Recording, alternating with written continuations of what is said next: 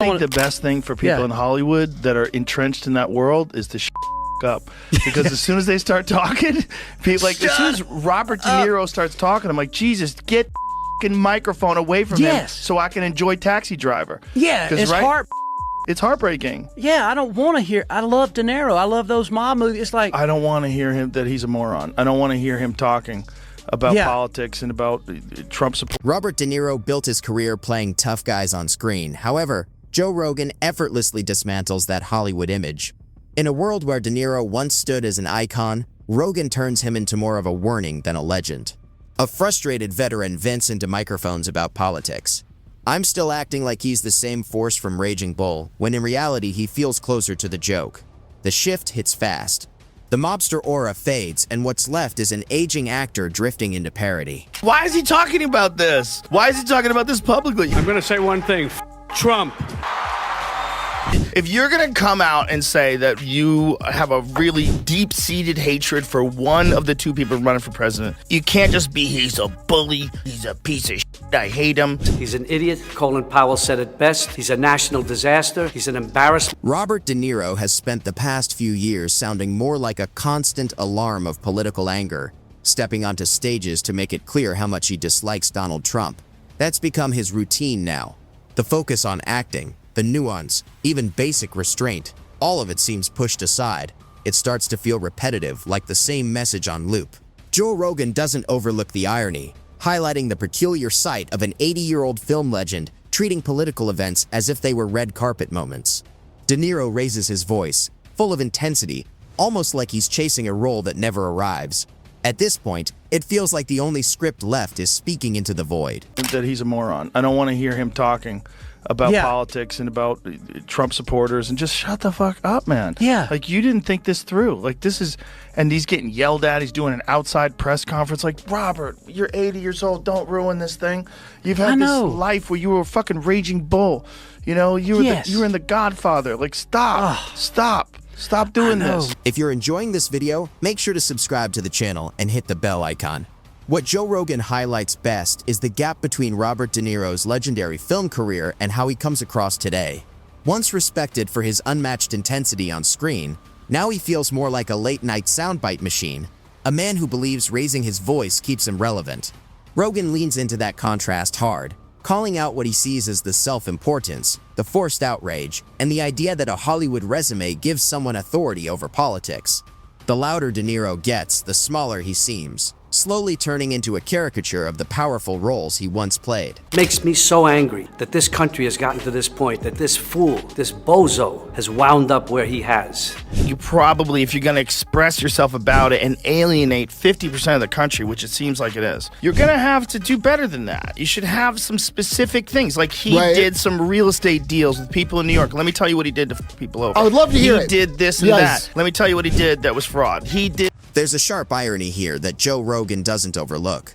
Robert De Niro built his image playing symbols of strength, but off-screen, he now comes across as more fragile and bitter. The tough guy persona feels like it was always a performance, and now that image has slipped. Rogan frames him like the grumpy relative at Thanksgiving, the one who turns dinner into a political rant and clears the table before dessert. What was once a legend starts to feel more like background noise, something people put up with out of respect for the past. But that respect doesn't last forever when the act begins to feel worn out. Robert De Niro, there's something about being a star where you think your opinion's more important than anybody else's, and you can go give a press conference, and he obviously has been very vocal from 2016 that he hates Trump for whatever reason. Maybe they have some personal thing. You think Trump ever threw a punch himself or took one? This guy who ran and hid in the White House bunker when there were protesters outside?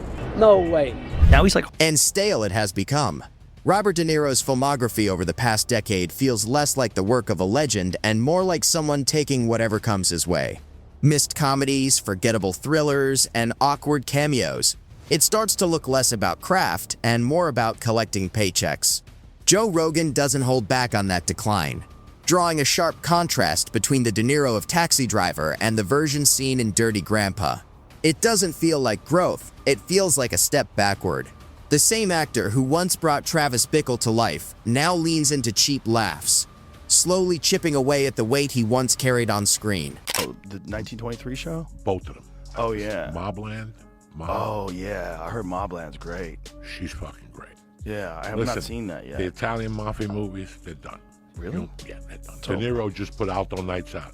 They took it out of the movie theater in 2 fucking weeks. He put what out? He put a movie called Alto Nights Out, where he plays 2 roles. He plays Frank Costello and somebody else, or Vito Genovese. I don't know exactly. Somebody should have taken De Niro's keys away when he wanted to go out. The public meltdowns don't help either. De Niro's interviews have been going viral, but not for the right reasons. Scattered rants, visible frustration, and the sense of someone trying to stay relevant through volume instead of substance. Joe Rogan highlights how swiftly De Niro resorts to profanity when his argument weakens. As if mere intensity validates his point, the more heated it gets, the more it feels like his legacy is slipping. The actor who once commanded silence now draws laughter instead. Rogan's humor lands because it taps into that contrast. De Niro doesn't carry the same presence he once did. The man who brought Vito Corleone to life now comes across as struggling to keep control of the moment. Every rant about Donald Trump only gives Rogan more material. What used to be a dominant voice now feels like background noise in a much bigger political conversation.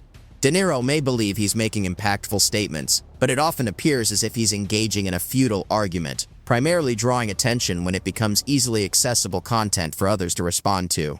Now everyone's heckling him everywhere he goes. That's so bad. Like instead of just being this cranky old liberal, now you're this guy that is yelling at other people that are Trump supporters, and they're yelling at you. Yeah. Like you've opened yourself up to this nonsense. Why? Be gentlemen in this world, the Democrats. You are gangsters. You are gangsters. Now every movie you go to, 50% of the population is... Joe Rogan also calls out what he sees as Robert De Niro's hypocrisy. This is someone who built his success in a tough Hollywood system, playing violent and complex characters to worldwide praise, yet now speaks with a sense of moral authority over others. Rogan challenges that image, pointing out the contrast. You can't spend decades portraying mob bosses, hitmen, and flawed figures, then suddenly step forward to lecture about decency without raising eyebrows. The gap feels too obvious, and Rogan leans into it. In that light, De Niro comes across less as a role model and more as proof that fame doesn't always equal wisdom. Even outside politics, Rogan digs into how De Niro's public image has taken hits. Headlines about personal struggles, divorces, legal battles paint a picture of someone dealing with ongoing challenges behind the scenes. Rogan highlights how quickly that calm, controlled screen presence disappears in real life. The composed, powerful figure gives way to a more uncertain public persona, navigating disputes and setbacks. It starts to feel like the breakdown of a long-held image, and Rogan's humor lands by peeling back that Hollywood polish. Well, no, I think that, listen, you're not going to ban a movie because of his political beliefs. No, but people aren't going to take him seriously because of his political beliefs. Well, the way he acted, he dropped some people, okay, and I get it, but to make $2 million your first week, that's not good. And then like $3 million after that, and then they just yanked it. I tried to go just to watch it. It's called Alto Nights? Because I heard Have you heard of it, Jamie? Nobody. Came and went. The roast hits even harder when Joe Rogan compares Robert De Niro to other aging legends. Some actors handle their later years with grace, choosing meaningful roles, stepping back from the spotlight, and letting their work speak for itself. Not De Niro. He grabs every microphone, every podium, every chance to shout into the void. Rogan paints that picture with precision. De Niro could have been remembered as a quiet master of his craft, but instead he's become the angry has-been. He traded timeless respect for tantrums, and the return wasn't worth it. Rogan also tears into the celebrity worship that feeds this behavior. The idea that acting talent automatically grants political insight is ridiculous, and De Niro perfectly embodies that absurdity. Rogan turns him into the punchline of a bigger critique. Hollywood doesn't just lose touch with reality, it blasts off from it. In De Niro's case, that orbit has decayed into a downward spiral. He's less a star now, more a satellite burning up on re-entry. The people that are doing it right now about Biden telling you how you should vote, even though you know he's impaired, you definitely shouldn't vote for Trump. He has no understanding that I can see of the outside world other than anything around him. He has no idea of what his purpose in life is, as the president should be, and that is to pull the country together, to be for the people, to heal wounds, not to open them up and pour salt on them. Don't tell people that, you idiot, because it's going to make more people angry and want to vote. The funniest part of Joe Rogan's takedown is the image he paints of Robert De Niro trying to be intimidating today. The glare, the furrowed brow, the old-school tough guy act, it just doesn't work anymore. Instead of menace, it provokes laughs. Instead of fear, it sparks memes. Rogan drives home that decline with sharp humor, a reminder that time catches up to everyone, even cinema's fiercest faces. De Niro once commanded the screen. Now he struggles to be taken seriously. Culturally, Rogan frames him as a relic of a Hollywood that's gone, where grit, mystique, and screen dominance have been replaced by streaming content and TikTok trends. De Niro hasn't evolved, he's just aged. And Rogan's humor cuts through that reality more effectively than any speech or critique. The legend lingered too long at the party, and now he's the one awkwardly dancing while everyone else has moved on. Oh, Robert De Niro. Yeah. Now, Kurt's convinced that Robert De Niro's on some kind of Epstein list or some kind of thing like that, and then he's afraid that if Trump does get power, he's going to expose him, and he is actually going to come at him. Of course Kurt thinks that. That's what Kurt thinks that. Kurt thinks that about every fucking thing that happens in the world. I think Robert De Niro's just got Trump derangement syndrome. I think he's old, too. There's a thing about old men. And they want to yell at everybody. The actor is laid bare, revealed not as a giant, but as a weary man yelling into microphones, struggling to convince the world he still matters. Joe Rogan makes it brutally clear. The most prominent role Robert De Niro plays now is himself, and it's easily the weakest performance of his career. And the sting doesn't stop there. Rogan doesn't need to exaggerate. He simply holds up a mirror. De Niro wanted to be remembered as a heavyweight of cinema, but Rogan exposes him as a featherweight in the world of political theater. The applause has faded, respect has thinned, and what remains is a man defined more by tantrums than by triumphs. Rogan digs further, stripping away the last vestiges of dignity tied to De Niro's career. The man who once prided himself on choosing complex, challenging roles now drifts through forgettable films that feel like tax write-offs. Rogan highlights the absurdity. De Niro shuffling through generic thrillers, recycling the same glare he's been perfecting since the Reagan era. It's no longer acting, it's autopilot, a paycheck performance from someone who once mocked others for selling out. That hypocrisy fuels Rogan's takedown. Couple of different baby mamas. Yeah, we like talking about women together. Like, he's fucking amazing. Nice. Yeah, he's He awesome. just got divorced. I know. When guys for the second time. are that it's the same old, woman. Yeah. Same woman he got divorced to? Yeah. When guys are that old and they get divorced, I'm like, how bad must it be? Yeah, for the second time. When you're like, you want to be alone and you're 78? Award shows are another goldmine for Joe Rogan's critique. He points out how Robert De Niro treats the stage not as a platform to honor art, but as his own personal soapbox. Instead of gratitude or reflection, audiences get rambling speeches, unfinished thoughts, and the predictable political tirade. Rogan dissects the absurdity of an actor lecturing a crowd that came for cinema, not campaign slogans. Every time De Niro grabs a microphone, the atmosphere shifts from celebration to tension. The applause is polite, but the energy is gone. Rogan also highlights the hollowness of De Niro's activism. For all his shouting about politics, what real impact has he made? He isn't shaping policy or leading movements. He's just yelling louder than before. Rogan skewers the notion that his speeches inspire anyone beyond late-night hosts hunting for material. The supposed champion of democracy comes across as someone clinging to attention, mistaking noise for influence.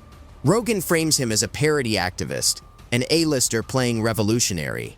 Even Hollywood's protection of De Niro turns comical under Rogan's lens. Studios continue to parade him out as a legend, as if the title alone masks the mediocrity. Rogan dismantles that illusion, showing that respect must be earned, and De Niro hasn't earned it in years. Treating him like a living statue only exposes the cracks. The industry presents him like a polished relic in a museum, impressive at first glance, but lifeless when examined up close. He's completely... Did you see when he went and gave that speech outside of the trial? That was bizarre. Told him that was a good idea? And then he starts yelling at regular people. Well, He's it's like, crazy. fuck you, you're a gangster. Go fuck you. Like, It's crazy that that's the guy What? from Taxi Driver. yeah. Like, you know what also I think those guys have no friends. I think the only friends they have are Hollywood phonies.